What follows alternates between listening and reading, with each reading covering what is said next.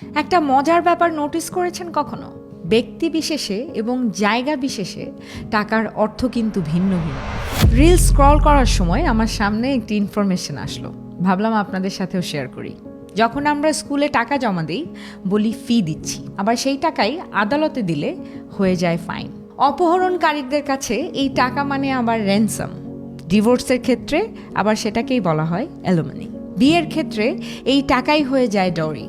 কারো কাছে পাওনা থাকলে তাকে আবার বলা হয় ডেট। আবার সরকারকে দিলে সেটা হয়ে যায় ট্যাক্স। সরকারি কর্মচারীর অবসরের উপার্জন হলো পেনশন, আবার কর্মীদের জন্য সেটাই হয়ে যায় স্যালারি। মালিক পক্ষ থেকে তার আন্ডারে থাকা দিন মজুরদের দেয়া টাকা হলো ওয়েজেস। আবার এই টাকাই মন্দির বা গির্জায় দিলে তা হয়ে যায় ডোনেশন।